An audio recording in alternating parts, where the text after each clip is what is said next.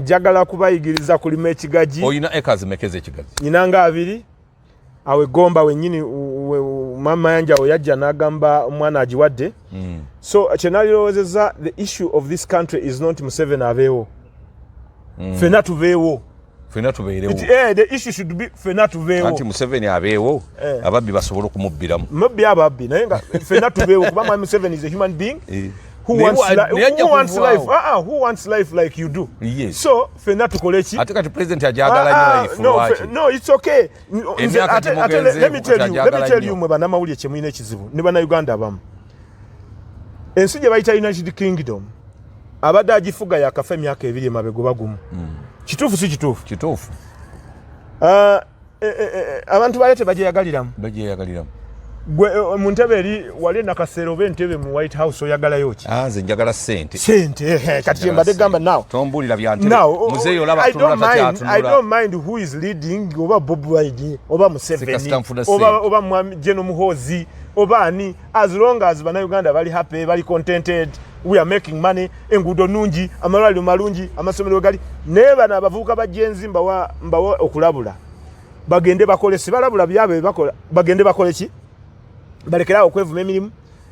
Kenya osanga omuvubuka nga graduate nga musirikale wa security company naye nga is a graduate naye nga talowooza ate mulimu mulala n'ekirala. President Museveni akuwobwa PS today nagamba goli PS wa agriculture kati ne bakunyumiza nti ate PS tizafuna nzibu kati osiba kuwa sawo omanya abantu bantu tebakola asiba kuwa sawo akube gwo PSST oveo asiba kuwa sawo asiba kukoza saba na babera ne president one around bakole report yembi goveo tebakola bebawulira nti ate kwezi yaine kisinga kate gwe balwanisa kati. This is the issue here in Uganda than going out there to promoting ekintu kyensi yaabwe bo balwana bulwanyi kuva ku Monday paka ku Monday. I'm just giving advice to the president, if possible, if I was his advisor, nze nali abantu bonna nze yesimufaako afuge naleta bajenza abavubuka tulabe bana bo beekuba bwekubi kubanga bana abantu abali mu office bonna beekuba buki bwekubi. Sorry, this is not my whatever nenze nkubulide kwekuba oyina ekifo kyo ekikwagaza ekyakazibu kiki oyina kazibu oyina ekiki ekikwagaza ekya mwami kwezi kiki babeeramu ebyo byakwekuba. Actually service delivery tezigenda kubaawo abantu bano bayina abakadde service delivery tezigenda kubaawo. Muzeeyi gwe fuga byoyagala nze nakuwa ddatiki gwomanyi kubanga Uganda kyeyetaaga is peace, service delivery, sanity, service delivery etc. Naye musajja atagezaako nabagamba no lindako akuza okukula si kikulu. Queen ya fine emeka nedda Queen yalina bamuyamba ne Muzeeyi gwe lwaki tofa nga nawe okuza nze nkuze nina atusa ku Muzeeyi nawe lwaki tofa kukola leka kungeraganya. Okay mukulu wange oyina emyaka emeka 5 lwaki tova ku mulimu guno naddayo nawe nolaba abazukulu zina gwe nyigiriza ne president okubeera ku bukulembeze alina banyigirizani ababbi be tebavaawo baveewo n'abalala babbeko. Omanyi ngenda kugoba nno ngoba bulungi abalabi b'emikutu gyaffe gino Kwezi Media Group wamu ne Megatron mbaniriza mu programu yaffe olunaku olwaleero mwenkyaliza muganda wange Kazibwe Moses ono musajja musuubuzi, musajja mulimi, musajja mulunzi, byonna birina lwakuba emabega kaawo Minisita Mayanja ne Babalanda baali baagala muyingiramu ku ttaka lye naye yalwana okufa n'obutanyagwa okulaba nga ettaka lye libeera ddungi. Ayina embuzi ez'ekika ekya South Africa eziri zikabugolole eyina ejjembe liringa lya mbogo. Kale nno bwe tugenda okwogera nayo olunaku olwaleero tugenda kwogera ku nsonga ey'emmwanyi. Omanyi ensonga y'emmwanyi eno ekutta akati ennaku zino ate twogere ne ku nsonga ey'ekisagazi kye bayita Guatemala. Ajja kubinnyonnyola n'ebirime ebirala byonna tugenda kubyogerako. Sebo tusanyusa okulaba. Sebo neyanza sebo. Webale kunkyaza omulundi omulala. Sebo. Nga ndiko yaddeko ng'oli mukakkamu nga ndi mu mirembe gyange. Sebo. Kakati twagala okutubuulira ku nsonga eno ekwata ku mmwanyi. Omanyi gavumenti kakati emmwanyi ekitongole kibadde kitwala emmwanyi ebweru n'okukuuma omutindo gwakyo eyagala kijjawo ekize mu Ministry ya Agriculture n'ebintu ebirala. Omuntu waffe ali wano mu Uganda nali ebweru w'eggwanga akola akasente ke ng'akaweereza okulongoosa emmwanyi ayagala nnyo okumanya ku kirime ky'emmwanyi bwe kiyimiridde. Ssebo emmwanyi njagala ogive gyetandikira ogituuke gyekoma paka nga bagitunze. Webale nnyo mwami Kwezi, nate okumpa omukisa okujjako okwogerako eri bannayuganda bannayuganda bannaffe. Mpozi twebaza abakulembeze baffe okubeera nga tukyalinawo akalembereza akanywa ku tuzzi tuba nga tukyatuula awantu nga tewali dduka mu nsi yaffe. Ekikulu ekyokulembeza eky'emmwanyi katutandike n'emmwanyi. Naliko naawe ne nkugamba nti jjajja wange yaliko omulimi w'entangawuzi asinga mu ggwanga, omugenzi Haji Musa Zuwa bambye Butambala. Kakati ebintu bya agriculture, emmwanyi, kasooli, emboga, bijanjaalo, byonna bye bintu bye tukuze tulaba ennima yaabyo, enkula yaabyo n'endya yaabyo. Kati point enkulu ey'emmwanyi gy'oyogeddeko nze mpozi nga nze view yange yalibadde nti I think UCDA ng'oggyeko amakoonakona agawetebwawetebwa mu nsi yaffe ebadde tekoze bubi among the institutions zonna ze tubadde tulina. UCDA mbadde sigirabamu buzibu, wabula obuzibu bwe bujjira mu UCDA nti kati etandise okufuna influence peddling, abazungu kye bayita influence peddling, nti initially we twali tukula nze naawe Uganda yalina emmwanyi zaffe ez'obujjajja zimaze over 300 years ye Robusta ne Arabic. Omulala ajja kugamba lwaki soogedde kolono. Kolono coffee yajja nga nange ntegeera. Yakajja biseera bye. Naye kati Robusta ne kolono ne Arabic emmwanyi ezo zimala emyaka 10 plus. Yes, nina evidence emu nti nakyaddeko mu maka g'omukadde omu ekanoni awe Gomba nga alina asaba buyambi naye we natuuse wakawe nensangawo omuti omukulu ogw'emmwanyi naŋŋamba gulina emyaka 13 ye alina 12 naye yali agusangawo. So essaawa zino gukyamuwa ensawo 6 ez'emmwanyi kubanga ye tatriminga kati guliko amatabi ki mangi, ensawo 6 omuti ki gumu. Kino kitegeeza ki? Bwe tuba tetunnaba kugenda mu GMOs nti waliwo cutting, waliwo LIT, twalibadde tusooka okulowooza ye Arabic ne Robusta ava mu area ki. Bwe tumala okumanya ekyo ne tugamba sustainability okuwangaala kwazina empya LIT ne cutting kwokufaanana kutya. Ebintu ebyo nga bigezesebwa gavumenti yennyini mu faamu zaayo, so sife ewaffe Gomba oba ewammwe Mubende oba ab'Emukono.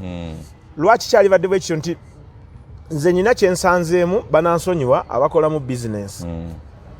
Faamu yange eri Gomba owalaba abantu we baali bazze okunnumba. Nina emmwanyi ze nasimba 4 acres eza cutting. Mukulu wange yajja naŋŋamba cutting is the way to go, what zibala naye gyakala kikyati anti kati girumbibwa obulwadde. One, ba scientists baffe balabika nabo balinga ba China.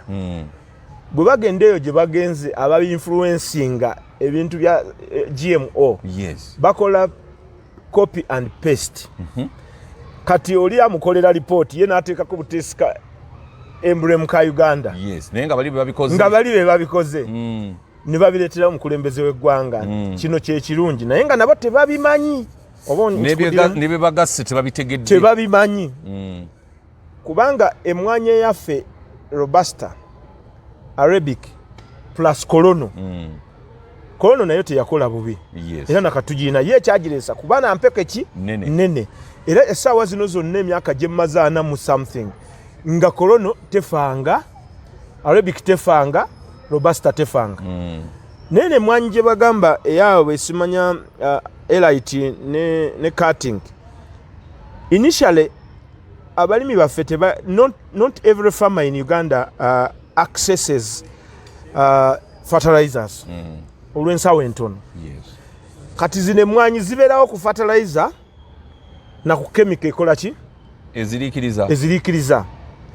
Kino sikyogera nga nina bias for anyone, naye oluusi buba butamanya. Kati we tuba tetumanyi tugezeeko nnyo okwewala ebintu ebipya ebijja abantu bye batuleetera. I can give an example. Olwaleero emmotoka gye tukola e Uganda erinnya lyayo linera zine za Kira Motors. Erinnya lyayo ye Kia wadita ndoza Kira. Bw'ogiteeka wali mu showroom n'oteekamu ne Toyota Vitis eriwo esooka okutundibwa Toyota. Kati kyekiri kye tugamba bwe tuba nga twagala okola ebintu ebyokukyusa GMOs etc kyetaaga tugenda empola kubanga kino ekintu kya national issue kikwata ku ggwanga ku ggwanga lyaffe ate kigenda ku affectinga economy y'eggwanga lyaffe kubanga tukyamuukirira. Omuntu najja n'ekintu kye nga yalina kyayisaawo kubanga alina chemical gy'ayagala atunde. Kati then abantu bonna ne babeera affected olwali eggwanga lyonna olwa interests z'oli. Bwe muvaawo nga mugamba Mwami Museveni tasobola kubanga ye Katikkiro wa Buganda, ye chairman w'ero C1, ye chairman w'ero C5, wabula abantu bano yabateeka in place mu mitendera. Niye abalonda? Balonda nti abo batulyaza amanyiza kyegambye. Sometimes mbeeraawo ne ngamba apart from the medical doctors in Uganda, the other fields nzidautinga whether we have technocrats in other fields.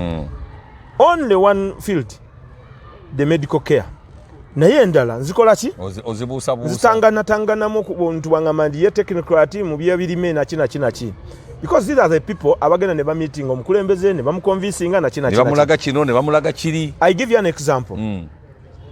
When I planted my 2 acres of Guatemala, ngenda kugamba ku bya bulimi byondeeseeko. In my farm. My wife yangamba nti omanyi mwami kazi wenti mwami nti njagala kusimba ku mmere y'abakozi. Kati our manager namga no kasooli omulungi kamugule yono wa GMO. Immediately bwe yasimba kasooli yali atandise okuva mu ttaka inako fuuti 2. Kawivo kana akataakinga kasooli ne kalumbeti Guatemala wange ate nga resistant to pests.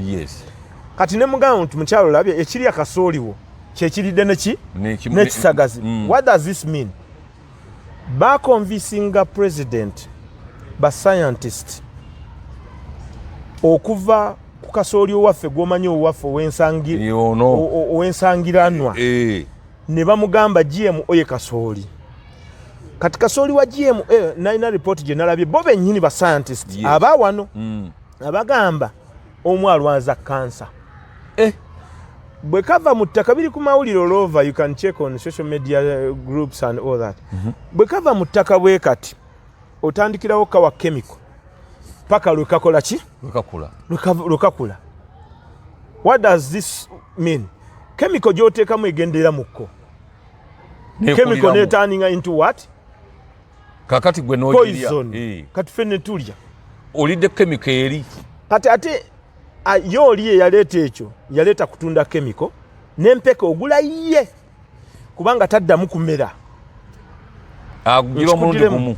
Taddamu kumera amera omulundi ki? Kati era n'oddayo mu dduuka n'ogula naye ng'ogula kansa kubanga ogenda mufuuyira all through paka kukula. Kasooli owaffe kwezi gwe wakula olabe wammwe mubende owaffe awoomerera ne president gwe yakula ali ewaabwe nani mu Uganda tetwamufuuyiranga. Oba nimbye waveeyo agamba nimbye. Nze mbadde musajja mulimi nnyo wa kasooli. Olima bulimi kibira kyo n'osimba kasooli nako. Wajjangako ensawo ezibiri n'oddamu n'ozimba nezikuwa kyekimu. Naye kakati olima ono tosa muzzaamu era bw'atandika ayengerera bw'ati n'afuuka ow'ebigenge naki. Lwaki kino nkiteeka ku ba scientist nnyo kubanga waliwo bwe batuvuga we tutagenda kutegeera bulungi. Either they are paid okutta ebintu byaffe ebizaaliranwa kubanga so akugamba nti President Museveni akikola akimanyi ayagala afuga abantu abalamu ne wanaaba mutabani we nga yazzeeko ne bonoba gwe president buli president ayagala afuga ensinga erimu abantu abalamu n'ebikemiko bino bibapika mu bibala nze by the way sirya nnyanya nze sirya nnyanya n'ogitala wali n'ogimpa fresh tomato sigirya unless you have boiled it for more than 4 hours kemiko ebefudde somehow kati somehow kakati sirya mboga ebyo ebintu byonna bitandika n'eddagala from the beginning to the end sirya gundi ani ono nakati ye tebamufuuyira nange mulina kufamu waliwo ni eggplant bagiyita ani biringanya buli kintu kyonna kye bafuuyira from baby to the old to maturity nga bakifuuyira sikikola ki sikirya kakati wetuli nti enkoko enzungu nazo tozirya nze sirya nkoko anti my blood group doesn't allow me to eat chicken ndya nyama etakukkiriza B+ enyama yo eryoke ne bwendya kilo 10 B+ tebalya nkoko enkoko bwogirya ate ekuleetera issues of the heart kubanga digestion yo ina okubeera nga efollowinga ne blood group yo kati gwobawa enkoko olya bikibi ate naawe olina era byebagaana nze sinda kyebaŋŋaana okugyako kye batalya kakati wetuddayo ku nsonga y'ebyo ebintu byaffe bye tulima nti bascientist batukozese bulungi kubanga nze nalirowoozezza nti wabaawo omuzungu alese GMO n'atugamba okay we go by this twali badde tutekinga time okumanya kyoke tulina government farm Sara somewhere oba Fort Portal gye tuba tusooka tugezeseza bino ebintu for 5 years bikola bitya results tunabiwa abakwezi in the million people out there kubanga bitwononedde embeera y'ensi yaffe nga bw'ogiraba oba bye bisudde n'abantu eddalu n'okulwala ennyo ndowooza kwegamba abasawo banaatubuulira kofi kati nze nkubuuliddeko example ekanya zaafa eza cutting not elite manyi nze siwaayiriza I planted that expensive coffee called cutting akati kamu nga bakanguza 10 simanya nnya katonda wange so obuti bwe bwatuuka okufulawalinga ne bubala bulungi ne gikala natural death as this tree ne bukala nga bwolaba buno obuti so ningamba what could be the issue bwayita abalimisa bagamba bati do you think kyali kyetaagisa bayita bwe mbayita baba bagenda kukuzza gine gikaze ettaka wali kebeera nga ligenda kemmwanyi baba of course ninawo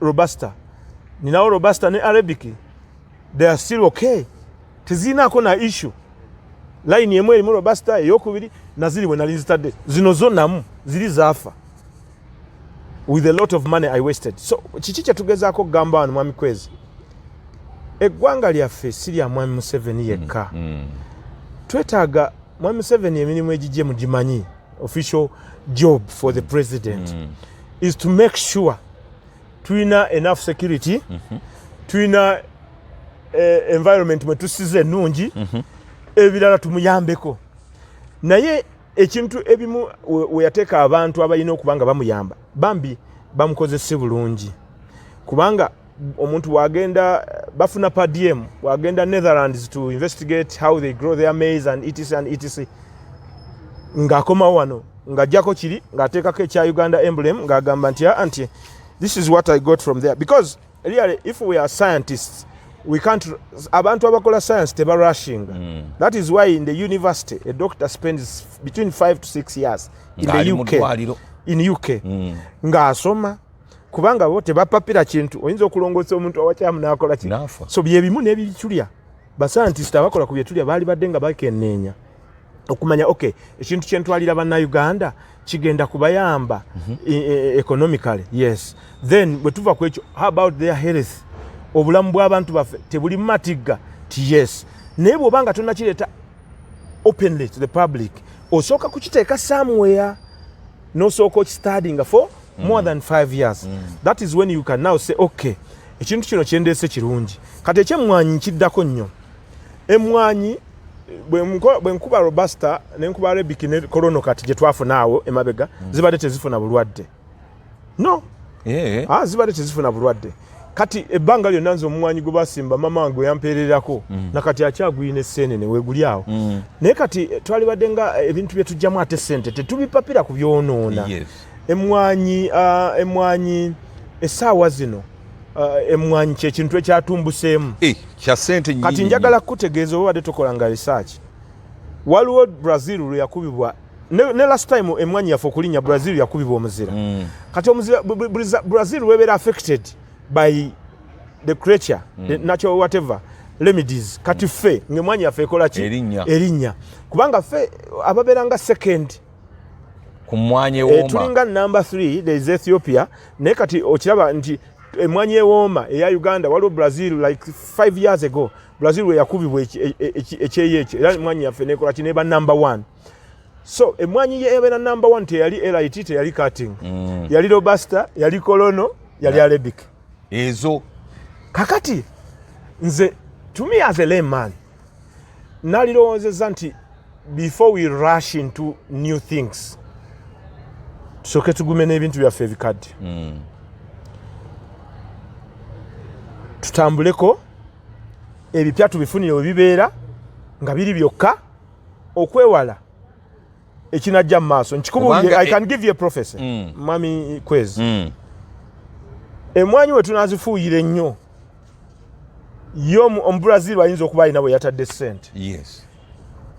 Fuuyira in the next 5-10 years emmwanyi ya Uganda ejja kutuddibako tugiwe mu lusuku nga tetulina we tugitunda tugifuuyira nnyo kuba omubrazil yataddemu ssente okategedde akatemu ssente lwaki akasa katono akasangibwa e Uganda lwaki kalima emmwanyi okwagala okutwenkana kalima emmwanyi okwagala okutwenkana kati ye naleetawo science oyo kati ne tutamutunuulira same ku matooke.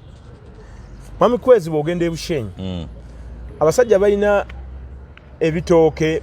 Nze waliwo omwami gwe mmanyi bamuyita mwami Majid Kayondo sezaala wange alina ebitooke nga mpasa muwala we mu 201 nkikuddiremu 201 omwana omukulu gwe tuzaala agenda kuweza myaka 23 ebitooke bya mwami Majid bitambula ne kituuka eri ekyo kyaffe ekyedda ekituuka eno ne kidda eno enkota yeeyo tekigendako ddagala tekigendako ki abikka kibikke.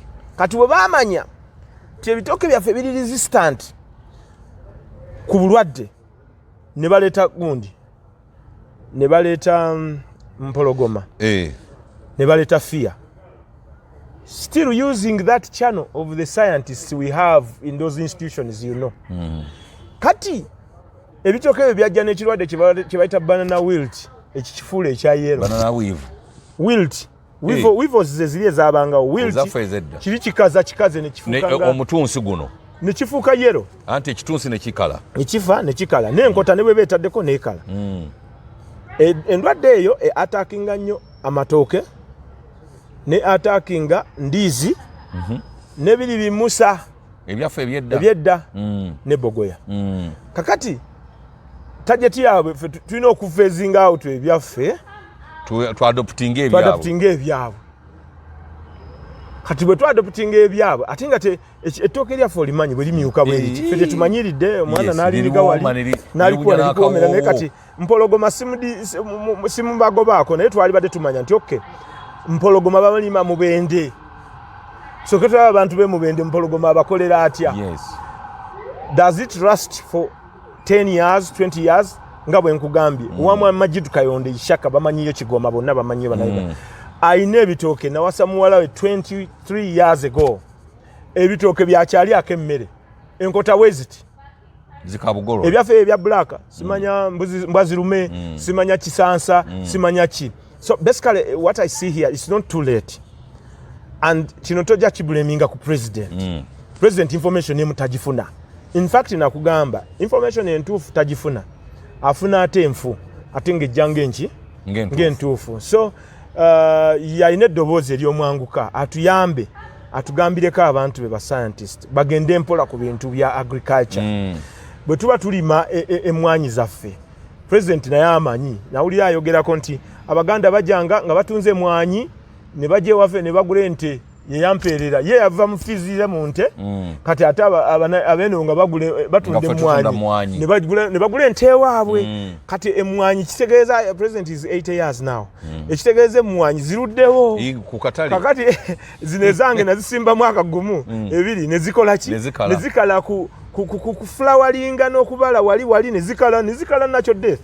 So mbadde ndowooza nti ab'ekitongole UCDA yes obadde ogamba babadde bagezezzaako. I think for the last 20 years they have been consistent what balina okurevising ekino ekintu nga bakolagana ne NARO ne Minister of Agriculture where Mr. Frank is. Frank can understand this kubanga ffenna tuzaalibwa mu byalo gy'emyaka gyaffe nga tetunaba kurashinga nnyo ku bintu ebya GMOs.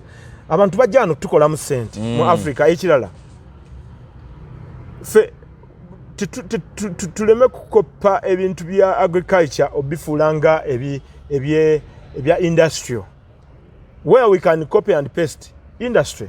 Kakati president ye talina bitongole bantu be bamubegera ne bamanya nti kino kibalese kituufu kino kibalese kifu kino sijja kikkiriza mu ggwanga lyange yamala gakkiriza buli kimu.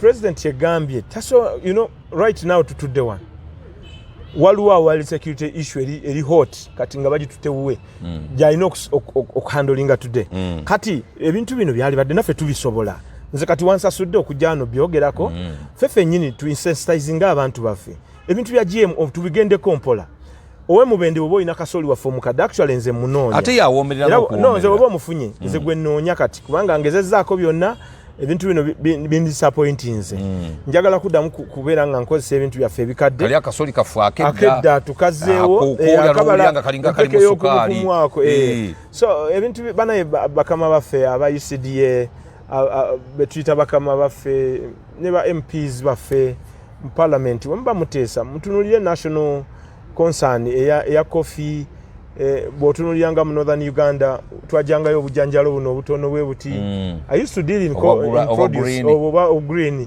bw'olaba ekintu ekiva mu area yo kuba ffenna areas zonna mu Uganda zirina ba MP tuleke kweryamu ne ba MP bakyalina amakulu basobola okuba nago obutamanya kyekikulu senga bakkiriza nti tebamanyi ne tubakokinga omanyi buli muntu yenna ayinako waamanyi ne waatamanyi naye kati baali badde batuyamba ne badiscussinga these issues mu bulungi nga tebabitaddemu what to take home kubanga bwana agenda mu NARO nga bamukonvinsinga nga yakituufu akimanyi ne bamugamba nti akasawo kaaka ka plastic kitwaliramu ettuliiryo kati n'ava ku mulamu omutuufu n'aba nga amaaso ge gali blinded by ekibaasa so basobola bateesa mbalaba mulimu ba MP ddala bolaba nga bwasitikinga ku nsonga kati nga MP wange w'Ebutambala nze taata we mumanyi omugenzi Mungu amusaasire omugenzi Ali nze wabwe nayitangawo nga nsoma ku Yume Egombe naye nga bali mwanyi muzeeyi we yalina emwanyi era yasomesa nnyo ki abaana era I don't think waliyo omwana atalina degree ewaabwe naye nga mwanyi kati njagala ye yennyini MP wange addeyo ewaabwe ebugoye akebere mwanyi eri emabega w'ennyumba ya taata we gye nali mmanyi yalina omanyi abantu abalinanga ennyumba ennungi edda baabanga n'akajjika n'akatono mwami Ali we twamuyitankaawo nga tuva mu primary so agenda alabe emmwanyi ogwalinga ku nnyumba ya mwami Ali eyo emabega obanga elite obaani elite oba cutting nakati zikyaliwo mpitawo zikyaliwo ewaabwe wa Honorable Muwanga Kivumbi zikyaliwo nakati mpitawo nenziraba emmanji waayo because this is a home I grew up seeing tuli baluganda tuli bamu naye Muwanga MP Muwanga Kivumbi Honorable yo MP we wange bo be baba batunula mu kintu ky'emwanyi kino bakitunule mu bulungi ebintu bya elite smart cutting abantu abo bagende babeddemu ensonga yogenda nga ayogera ku nsonga eno yimu abantu abo bagende babipromotingireko somewhere else tulabe byo bebikola naye ngene waffe tubadde tukola bulungi mu mwanyi ziri ezaffe nkadde I'm not inciting naye kikulu tupapa ate we tumala okupapa ne tukola ki ne tutomera kati we tutomera tujja kutomera nnyo. This is a national issue whereby nti omuntu bw'omala okufuna emmwanyi enfu ensi yonna ne bagigamba emmwanyi za Uganda nti kwatale ku ensi yonna emmwanyi za Uganda tebazigobye kati tugenda kubeerawo tutya tugenda kubeerawo tutya yes so bwe tuba tukola ebintu byonna byonna twekenneenye ekintu kyemwanyi badde concerned otherwise nali badde sidda ku TV omwami Kwezi. Yes. N'ekintu kyemwanyi kinkwatako nga Munnayuganda ekyendowooza tukole engwanyi zaffe enkadde. Ate ebisolo byo biri bitya bino ebisolo kati gwe nga gwe omulunzi w'embuzi endiga biki ebiva ebweru byo biri bitya ne zino ezaffe ezasangibwawo zekkasanga. Kati nno ngenda kukusesa.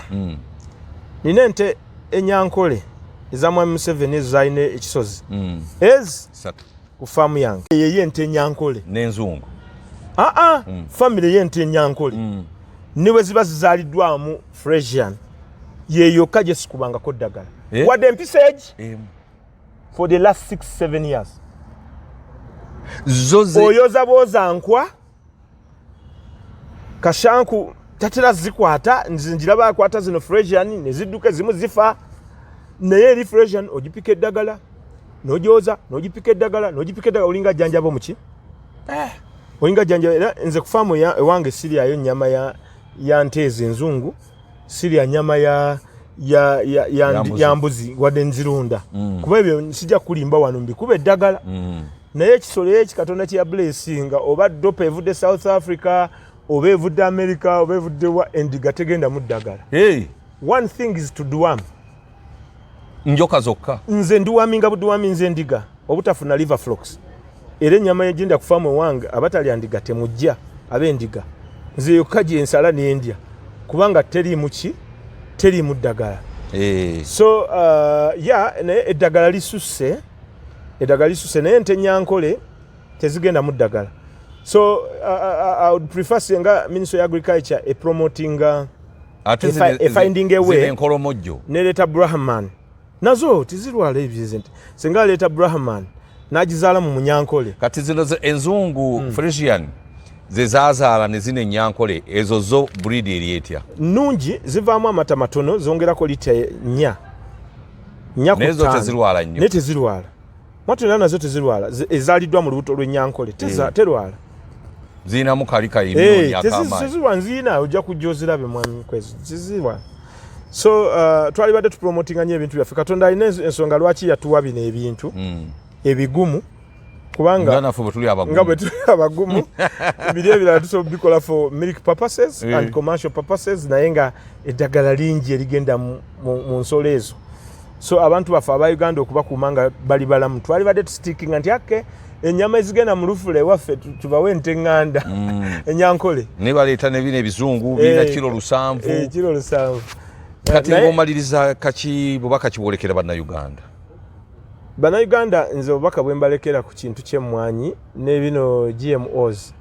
Ekitooke ekivaako mpologoma kireeta enkota nnene naye ne Bayibuli egamba ekikula amangu kifa ki? Mangu. Kifa mangu. Sijja kugenda nnyo mu detail. Emmwanyi new types muzettanire kubanga mwagala nnyo ebikula amangu. Neera nabyo bifa mangu.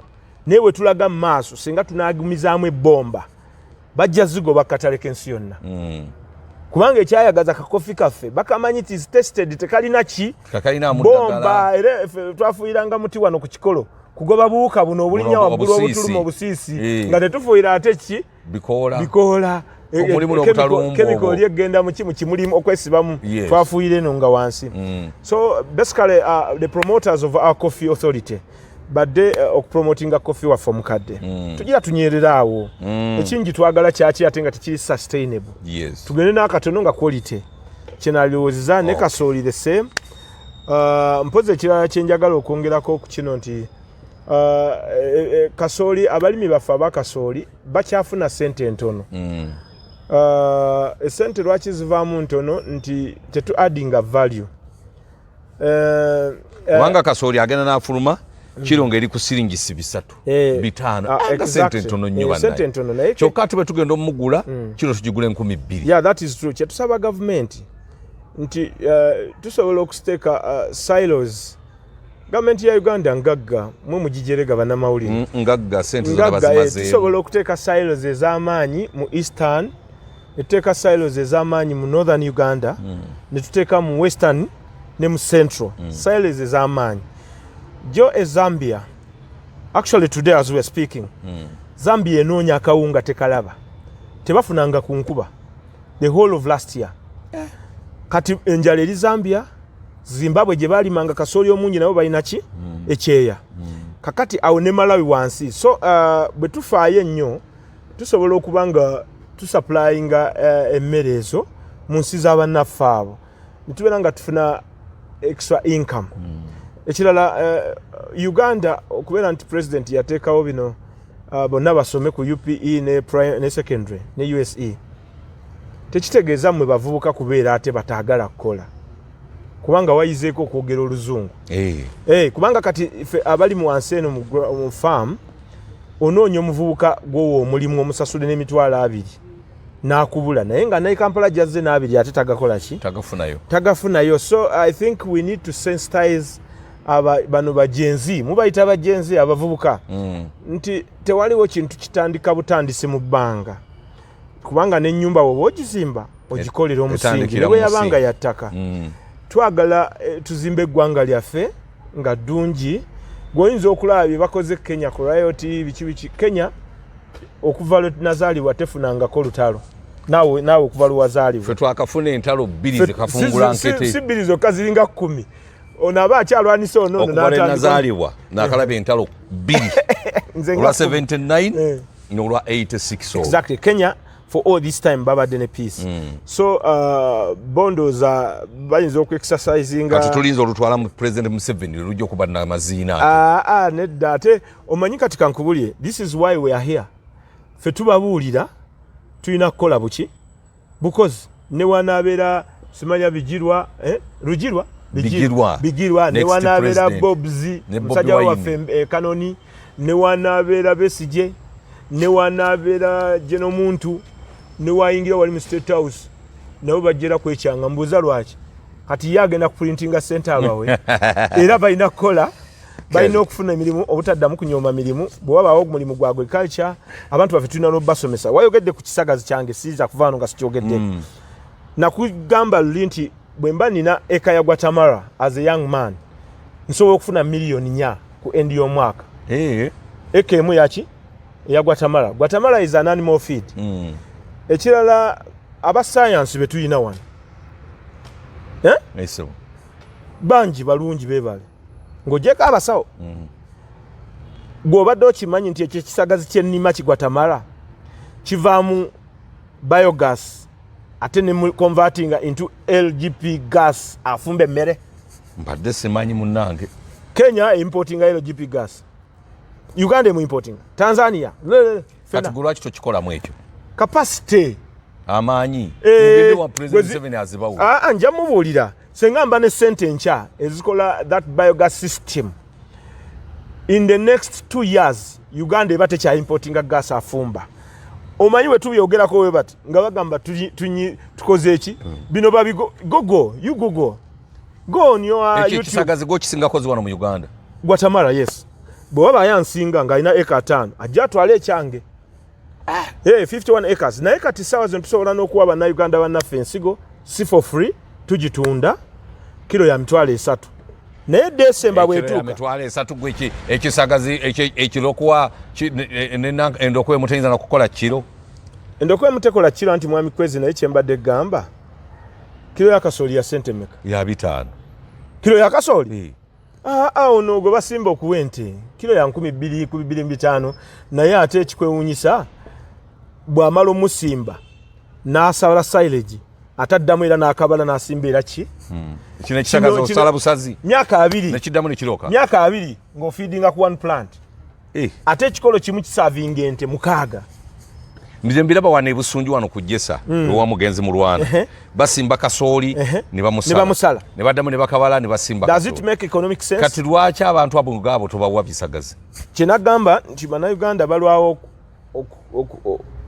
sikutegeera bannayuganda bwe balaba munnaabwe ng'ababulira ekintu ekirungi anti Uganda ekirungi kibeera eno emabega ekibi kyekibeerawa mu maaso kakati ekisagazi ekyo okikaza nekikala 2 things bw'obeera ng'olina kingi osobola okusavinga fresh silage bw'oba toyina osobola okupreservinga naye ekikalu ente zikirya nti kiba soft